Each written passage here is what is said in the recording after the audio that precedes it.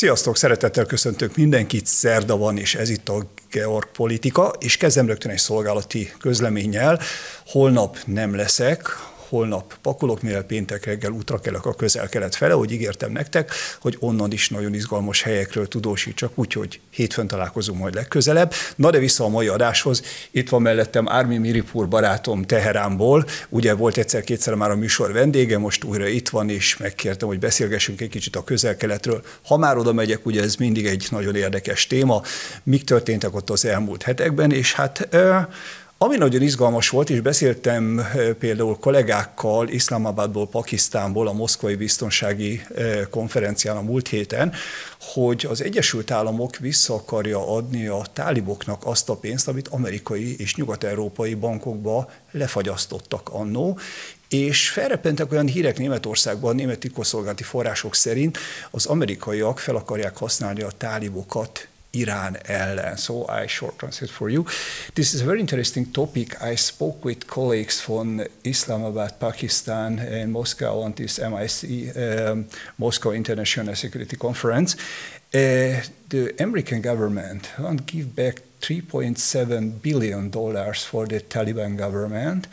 And I heard it in Germany, some German intelligence officers told it for the press, it's maybe possible that Washington, D.C. won't use the Taliban force against Iran. Not a regular war, maybe a smaller proxy war, or continually fighting between Taliban and the Iranian border guards is happening in the last few weeks.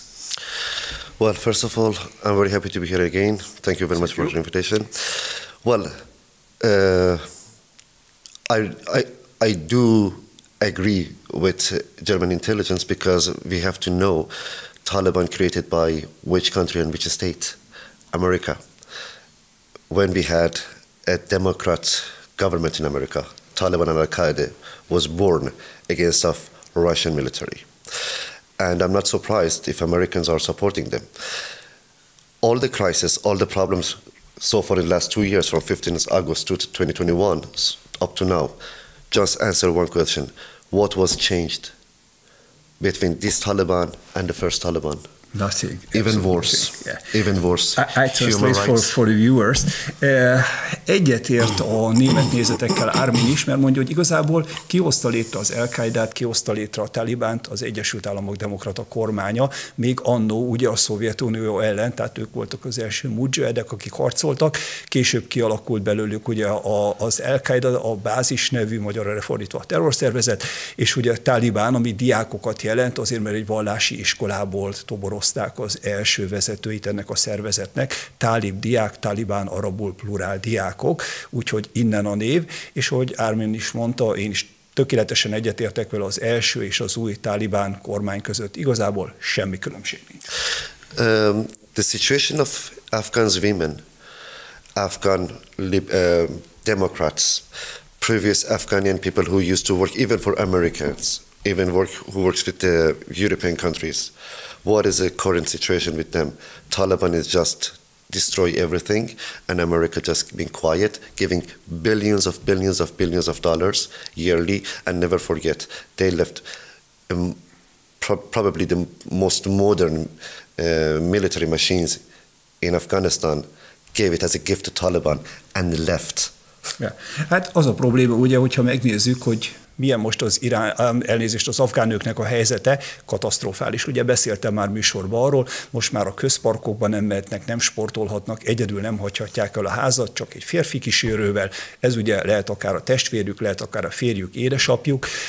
Kivégeztek több száz embert a tálibok, akik együttműködtek az Egyesült Államok hadseregével, mondjuk fordítóként. Tényleg van egy nagyon jó film is erről, Guy Ritchie-nek az új filmje, nem ugrik be a címe, de keressetek rá, nagyon-nagyon izgalmas, egy valós sztori dolgoz fel, és hát katasztrofális a gazdasági helyzet, és ezt ugye az Egyesült Államok ki tudja használni, hogy most visszaad nekik több milliárd dollárt gondoljatok bele, és hát Armin is mondta, ugye az otthagyott modern fegyverek, láthattuk a páncélozott Humveektól kezdve az AR-15-ös gépkarabélyokig, páncéltörő lövedékekig, mindent otthagytak, amit most a Tálibán felhasznált, tehát egy brutálisan erős új hadsereget hoztak ezáltal létre, hogy hátrahagyták a felszerelést, ahelyett, hogy mondjuk megsemmisítették volna, hazavinni drága, mondták, költséges, azért hagyták ott, na de az ékszerelmére néhány foszforbombával meg lehetett volna az egész mizériát előzni.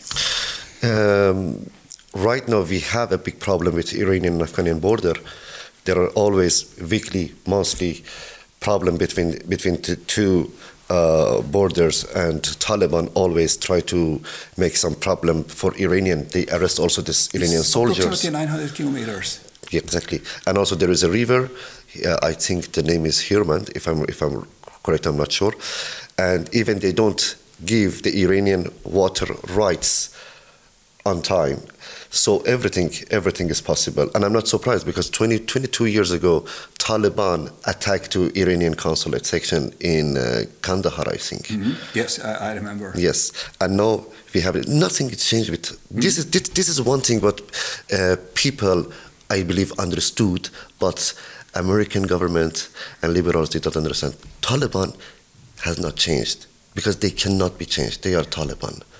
They have a rule, they have a line to go, and nothing is changed.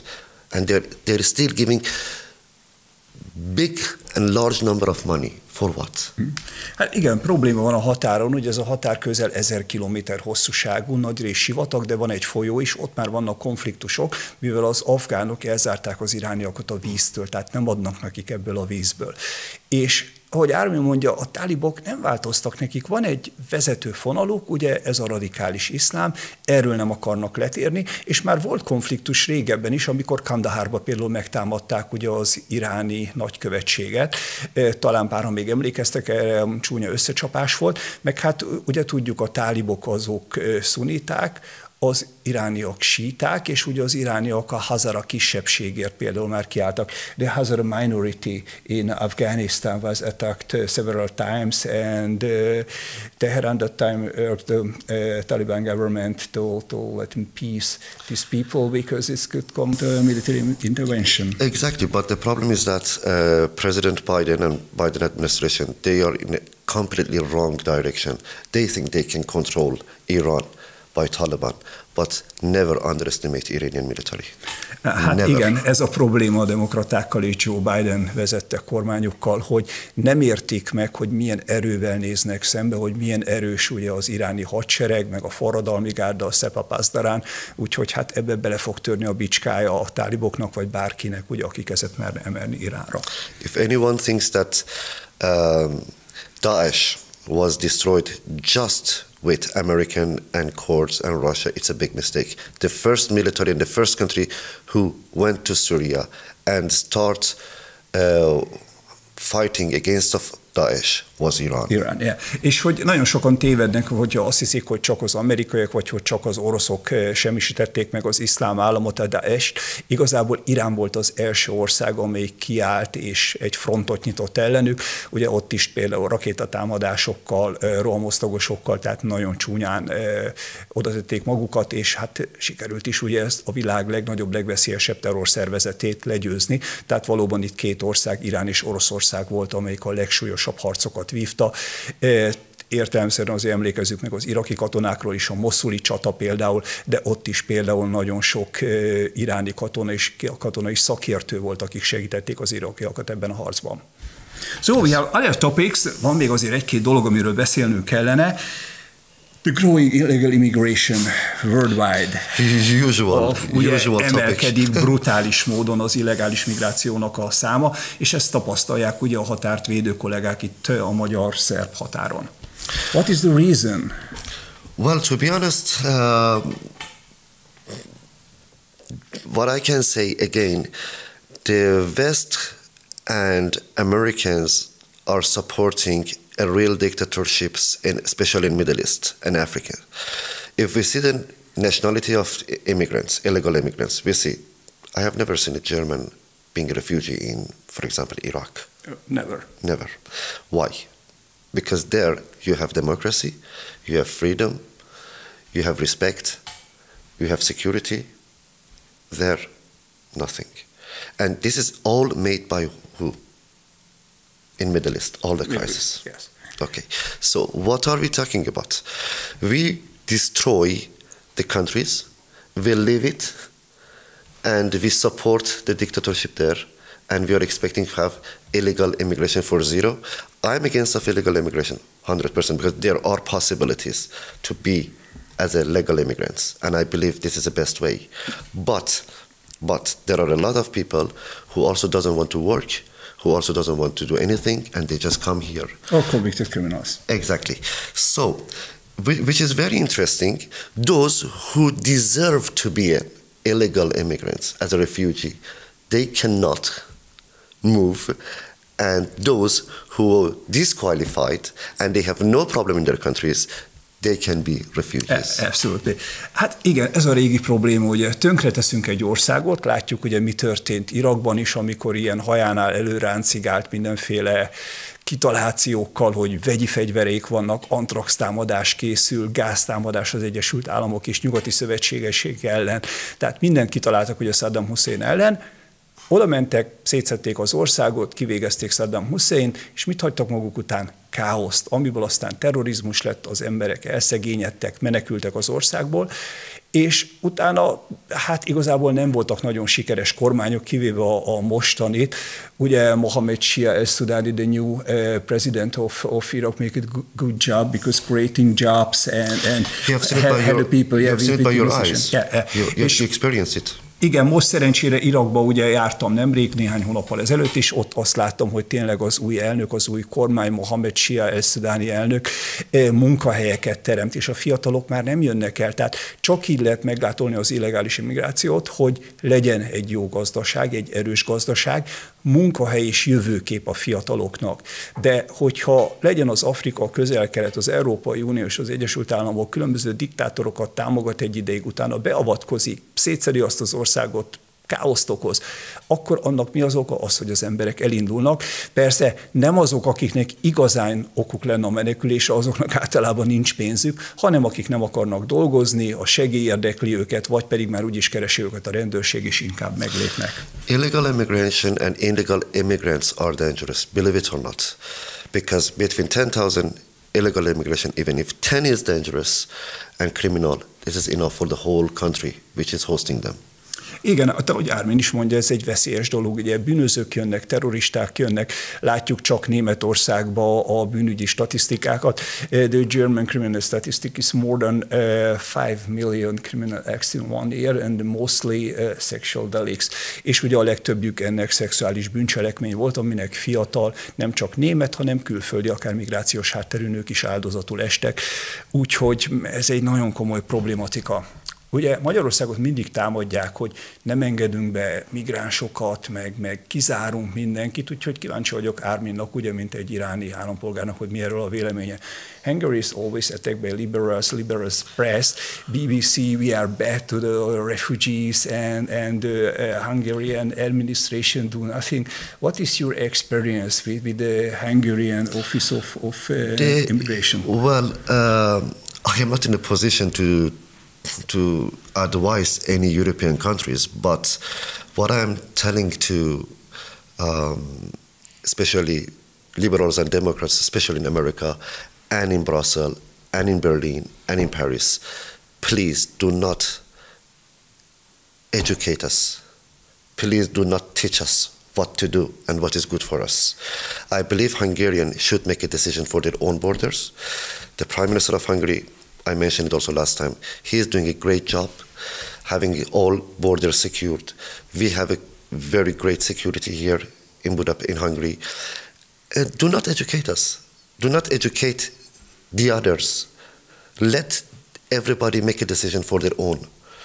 Because I don't think that Hungary or countries like Hungary never try to educate Americans or Germans. Say, we think this is good for you, or we say you have to do, or you have to walk in this way.